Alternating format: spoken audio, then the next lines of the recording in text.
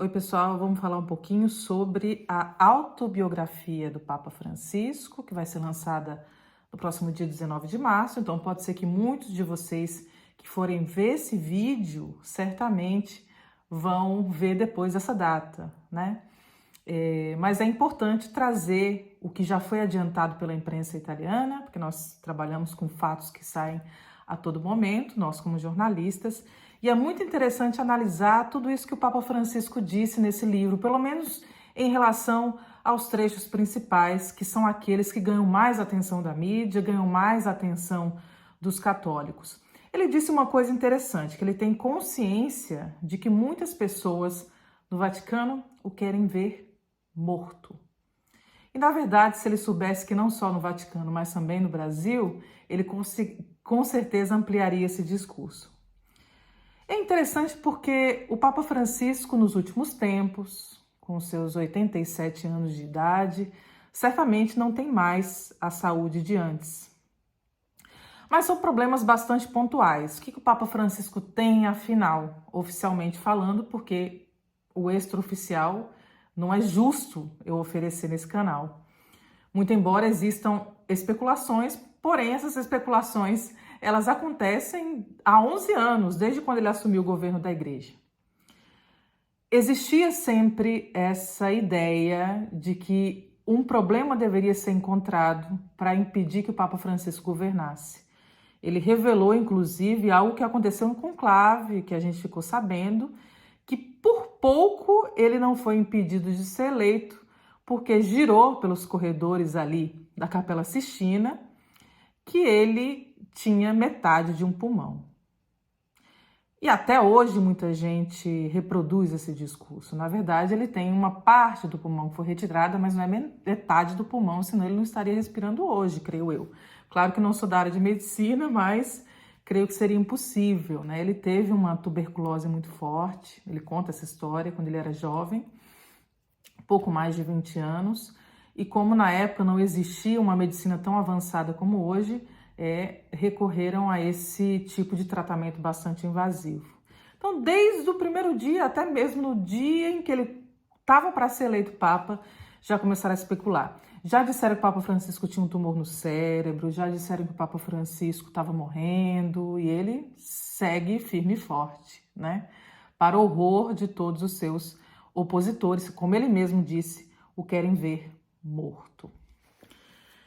Bom, é interessante a gente falar sobre esse assunto porque, claro, relacionado a isso, também está o fato de muitos cogitarem que ele poderia renunciar, uma vez que o Papa Bento XVI abre esta instituição, podemos dizer assim, chamada renúncia, que até hoje os canonistas batem a cabeça para tentar enquadrar isso dentro do direito canônico, muito embora esteja prevista a renúncia do Sumo Pontífice no direito canônico, mas o após isso é que é o problema. Ele pode ser chamado de Papa Emérito, de Bispo Emérito, de quê, afinal? Papa Francisco já deixou claro que caso, é uma possibilidade muito remota, segundo ele renuncie, ele prefere ser chamado de Bispo Emérito de Roma, como qualquer bispo. E sabe qual é o plano dele? Não é voltar para a Argentina, não. É ficar em Roma mesmo, servindo como pároco, ou melhor, como auxiliar de pároco, nesse caso, na Basílica de Santa Maria Maior, confessando as pessoas. Então imagina ser confessado por um papa, né? Não é pouca coisa. Essa mesma Basílica de Santa Maria Maior, que é a basílica dedicada a Nossa Senhora mais antiga do Ocidente, ele disse que lá ele pretende também ser enterrado, porque é uma pessoa que nutre uma devoção mariana muito forte, como a gente sabe. Então não, o Papa Francisco não pretende renunciar. Quais são os problemas de saúde dele, que eu acabei não elencando aqui, acabei entrando em outros assuntos e não disse. Ele tem, um problema no joelho, tem um problema no ciático, tem gripado bastante, eu acho que por causa da idade, né? Ele, inclusive, no dia 28 de fevereiro fez exames para ver se estava tudo ok com o seu pulmão. Fez 2 cirurgias no intestino nos últimos anos, 2021, 2023, que o fragilizaram bastante, isso é notório, é evidente, mas o que a gente pode exigir de um homem de 87 anos? Ele está muito bem até para a idade, né? Semana passada, durante a catequese, a audiência geral de quarta-feira, ele teve mais dificuldade para subir no Papa Móvel. A gente viu que o Papa Francisco engordou bastante, né, nos últimos tempos. Se vocês compararem as fotos de 2013 e de agora, vocês vão ver exatamente isso. Então, esse é o quadro. O que eu avalio também, né? Ele, embora tenha esses problemas de saúde, a gente realmente não consegue identificar que seja algo muito grave, além desses resfriados que ele tem constantemente, que é a primeira vez que ele tem tantos resfriados assim, um atrás do outro. Isso é verdade, né? Mas é muito interessante porque há pelo menos uns 3 anos já tem gente aí montando conclave, né? Principalmente os seus opositores. Interessante que é muito contraditório isso que acontece no presente, porque Francisco ele também quebra um ciclo dentro daquilo que a gente considera na história da igreja em relação à devoção ao Sumo Pontífice.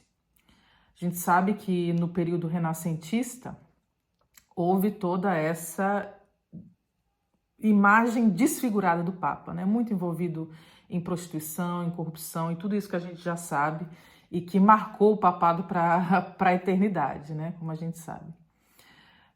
Pio IX, é a partir desse pontífice que a gente identifica que houve essa retomada da devoção à figura do Papa. É interessante isso, né?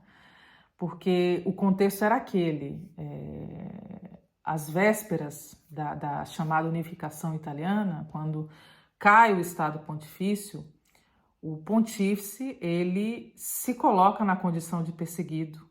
Circulam muitos santinhos do pontífice naquela época, justamente para que os católicos o apoiassem. Esse tipo de campanha nunca tinha acontecido com tanta força, né? Justamente porque a figura do Papa ela era enfraquecida naquele momento politicamente.